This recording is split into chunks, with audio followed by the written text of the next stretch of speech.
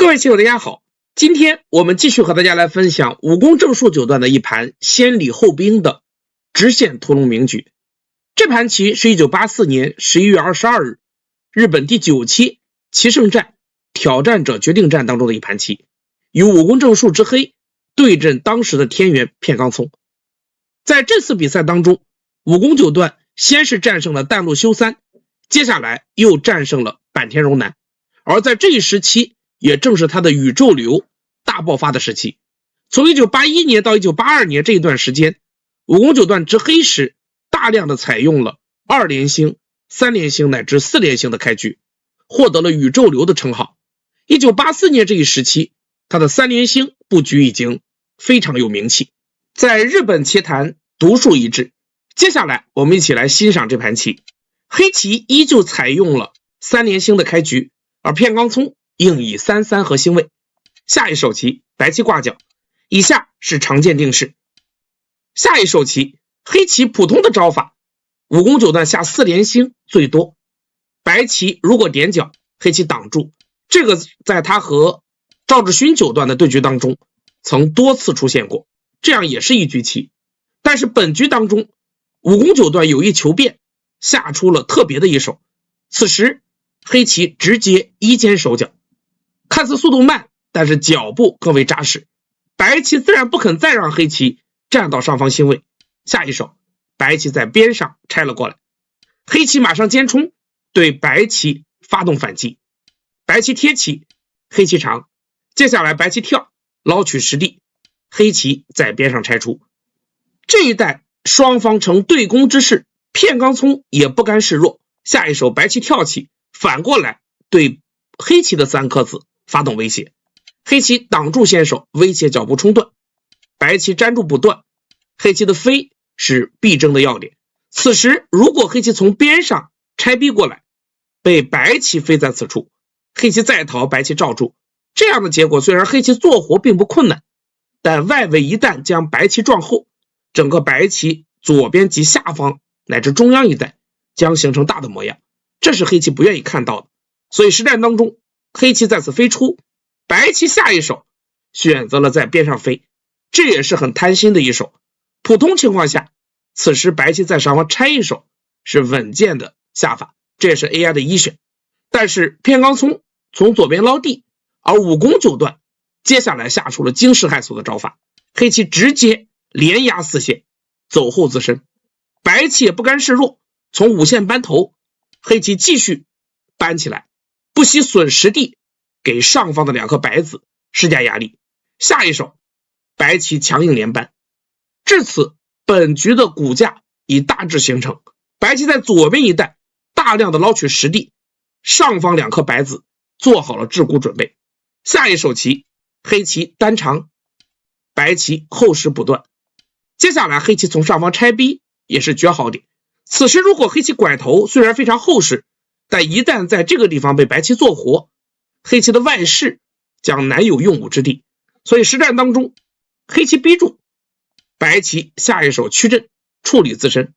黑棋接下来从中央对白棋发动进攻。但武功九段的进攻并非执意要杀棋，这手棋在威胁白棋的同时也在扩张自己右边的阵势，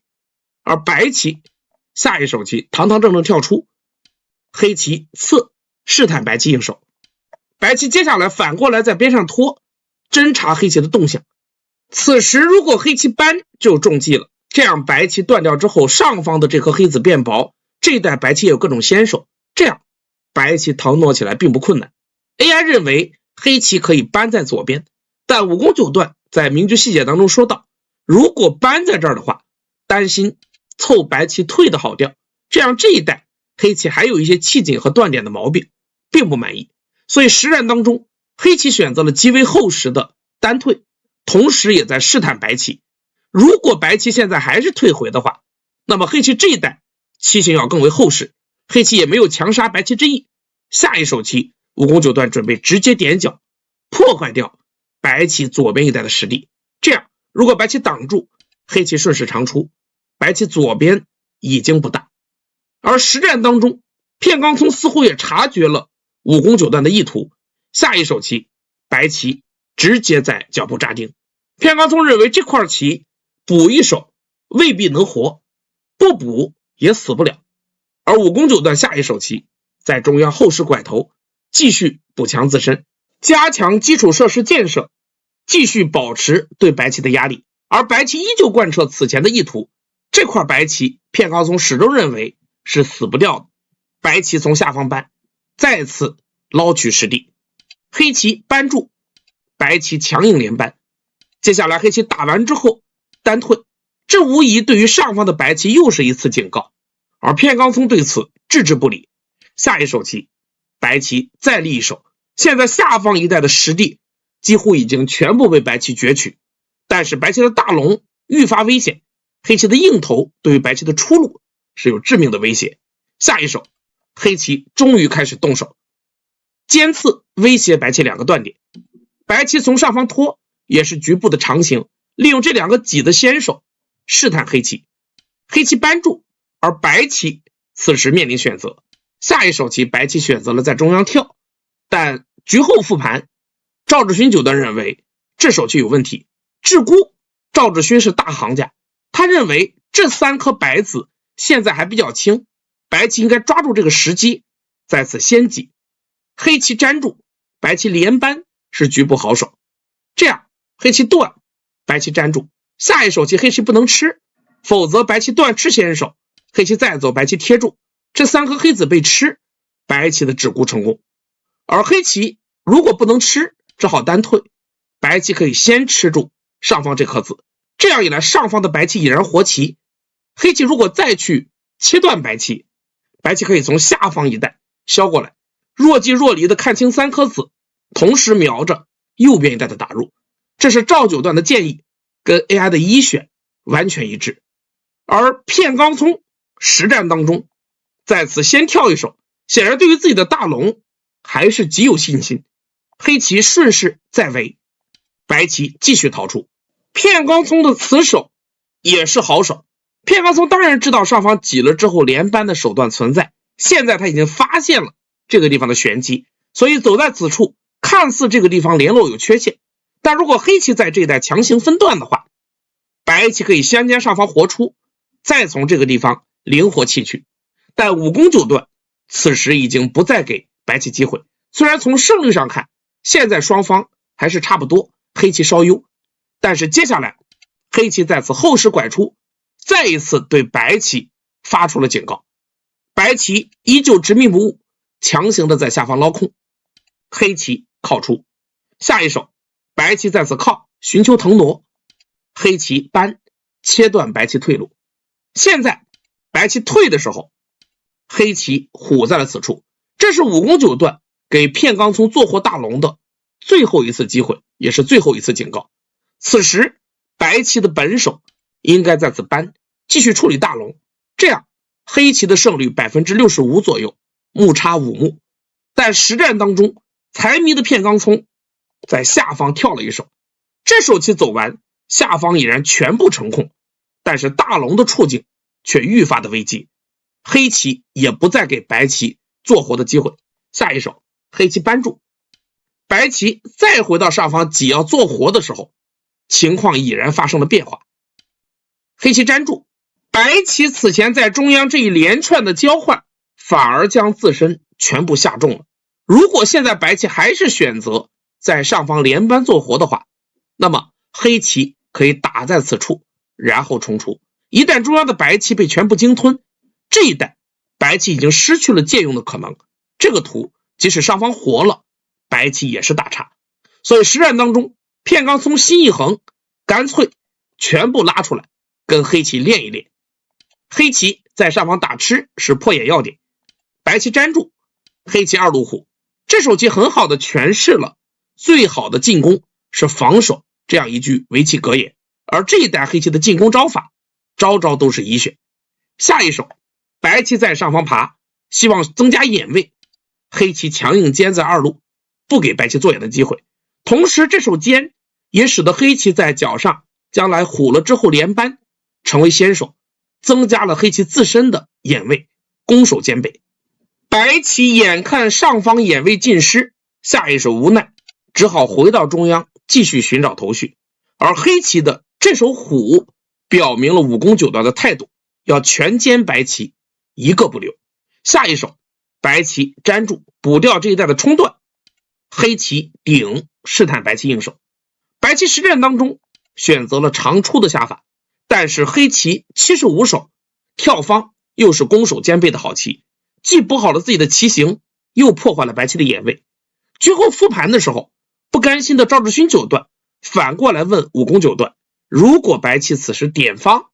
黑棋怎么办？武功九段马上摆出了再次扳的变化图，赵九段不甘示弱，再次切断，黑棋打吃，白棋粘住，然后黑棋再吃。双方在复盘当中犹如对局一般，竟然激烈的搏杀起来。下一手棋，白棋再次跳，继续点方威胁黑棋联络，黑棋贴在此处防御。接下来白棋断吃这颗子，威胁这一带的切断，而黑棋提吃，反过来威胁要冲断白棋。白棋再补住，黑棋坚在此处，白棋粘，黑棋补断，白棋再断的时候，武功九段摆出了上方爬的变化。这手棋走完，下一手可以扳死两颗白子，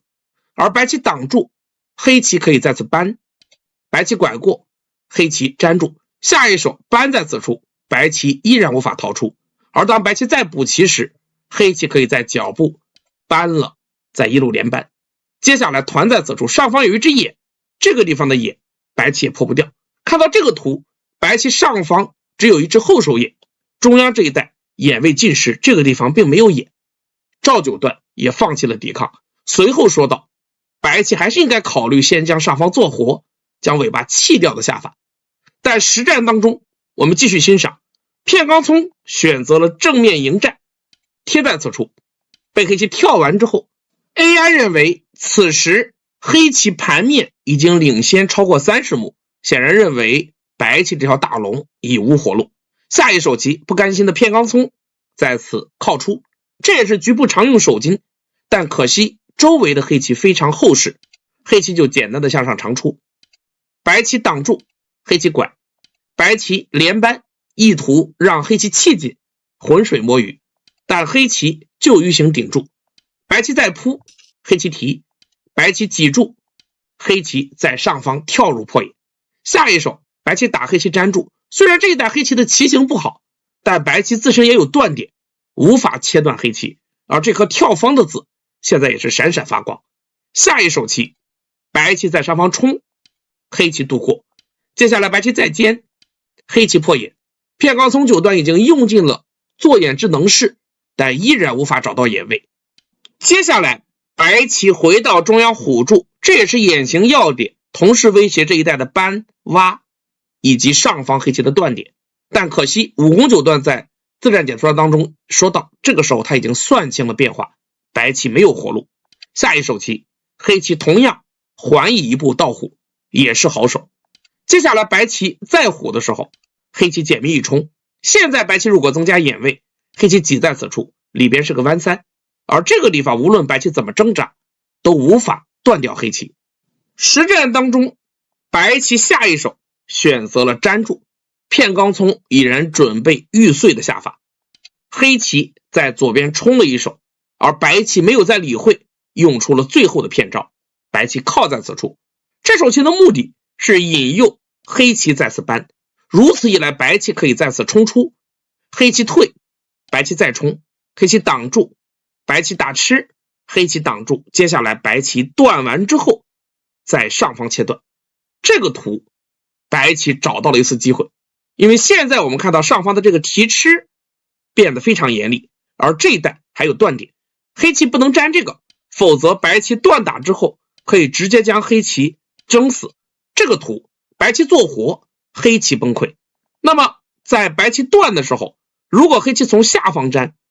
白棋可以再次提吃，黑棋粘住，